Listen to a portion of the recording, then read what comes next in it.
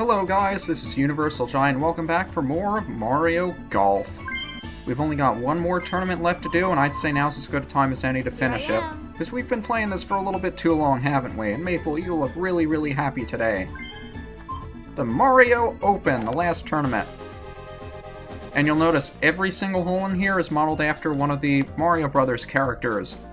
Be them players like Yoshi and Mario or just enemies. And since all of their models are painfully obvious to spot, I'm not going to mention them after this. Now, even though it has been... How long has it been? 1 or 2 months since the last time we played golf?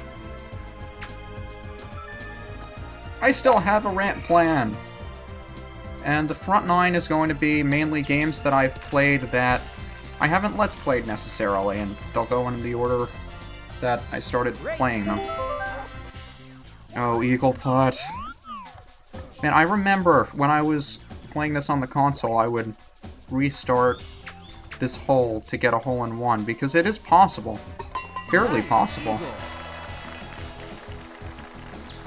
Nice eagle. Oh, I love the music that plays when you get the eagle or the hole-in-one like this. Right, the games I've played recently. I started either fall of last year or winter of last year with... Dare I try to make this? A Pokemon Heart Gold ROM hack known as Spirit Gold from the creator of Fire Red. That you could supposedly catch all 493 Pokemon in the actual game itself without having to trade or hack. Now, I dedicated a lot more time to that game than I probably should have, in the hopes that I could get all 493 legitimately. But when I realized that the creator forgot to put in a couple of them, or just mistakenly left them out or something, I stopped going for all of them. And the one video I posted about the final rival battle is probably the last time I picked up the game at all. I had about 75 to 80% of the Pokédex completed when I stopped. And I'm fairly sure it only would have taken another... I don't know how many hours. I never bothered to calculate that sort of thing. That's not going in. Maybe another 10 hours or so, I guess.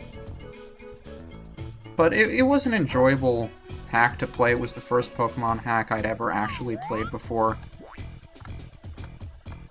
Can we line up the shot, please? That one's definitely gonna go in. Don't like bogeys, though. Oh, no. So tempted to talk about this game and not the other game. I was just really disappointed that I couldn't catch everything in that game. And for anybody interested in it, I will leave a link to the video describing the everything you need to do get the hack if you want it.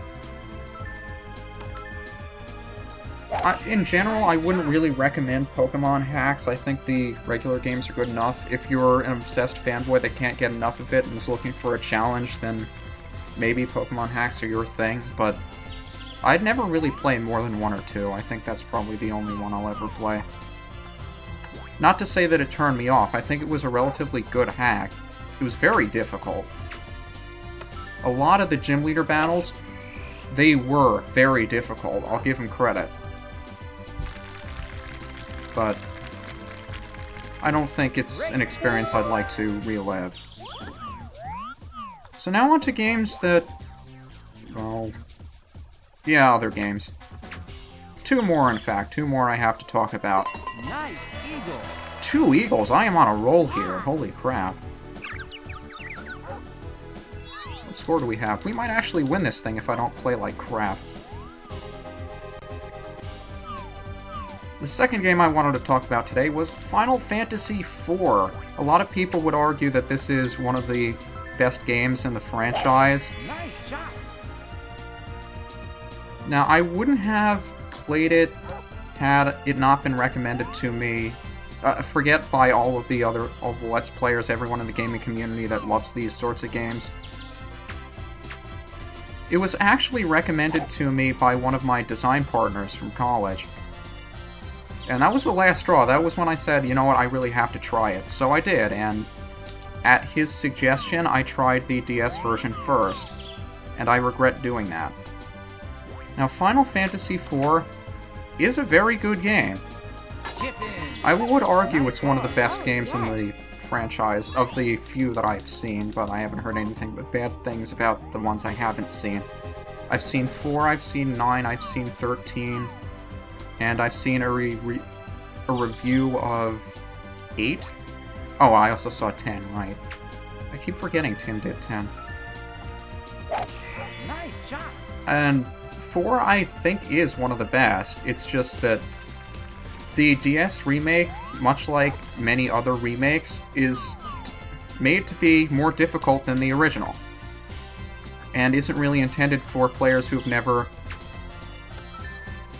tried a Final Fantasy game before. I think that was why I didn't necessarily have a good experience with it, because there was a lot of different places in the game where I noticed they were just genuinely difficult for the sake of being difficult. Like, there were areas in the overworld where you could encounter enemies that were more difficult than the bosses that you were supposed to find at that point in the game, that would really kill you if you didn't know what you were doing. And I'm not just talking about the booby-trapped chests either. I'm talking about just regular overworld enemies that you can access whenever you feel like.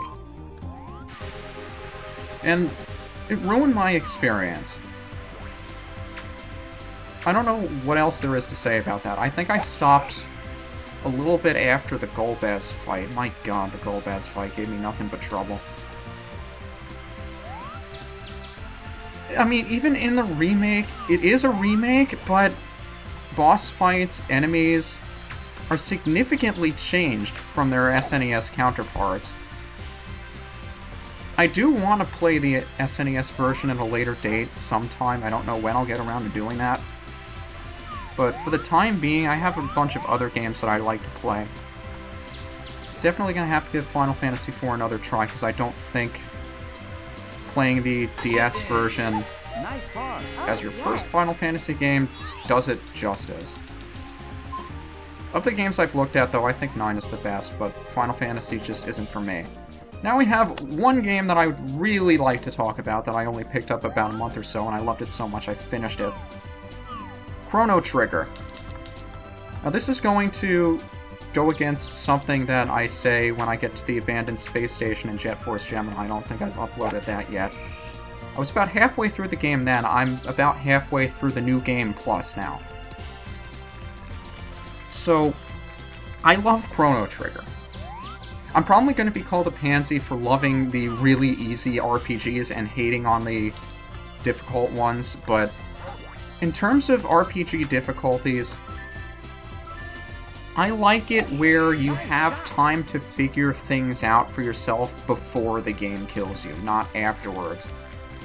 I found in Final Fantasy IV DS there were a lot of areas that I had to continuously reset until I figured out what it was to do.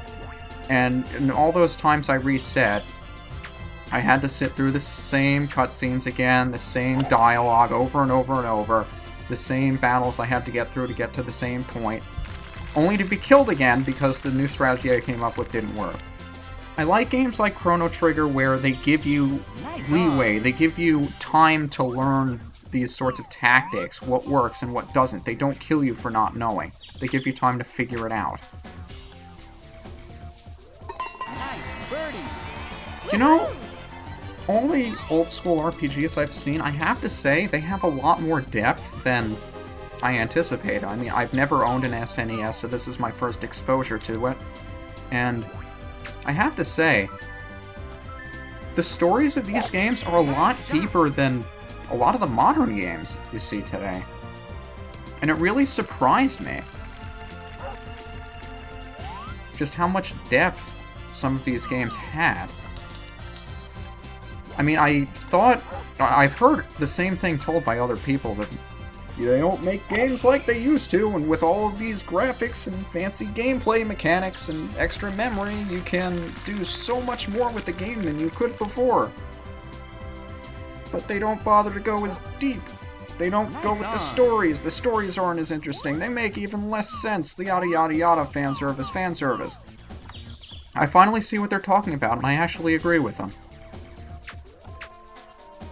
Please tell me you're going to get in the hole. I'm not in the mood to miss it. Thank you.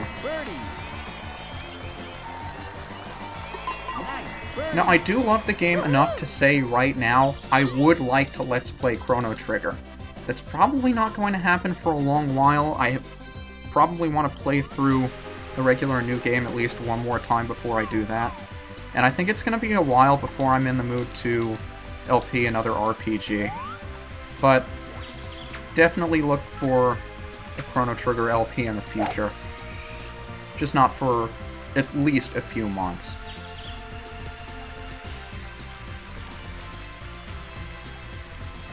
They did release that on the Virtual Console also. They did remake on the PlayStation and the DS also. But I've heard from the PlayStation version the only advantage to it is that you have longer load times. And a couple of anime cutscenes, but I think that's all I wanted to talk about in terms of Chrono Trigger. I mean, it's another one of those games that you really just need to play for yourself.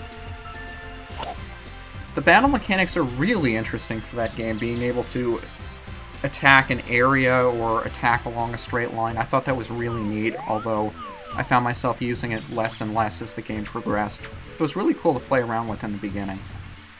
Nice putt. Aha, that was a really nice putt. Just watch it loop around the side of the cup. I could watch this all day. I think I will. Well, no, we have to end the video at some point. Oh, yes. So I'll see you guys for the back 9 tomorrow. I have another rant planned.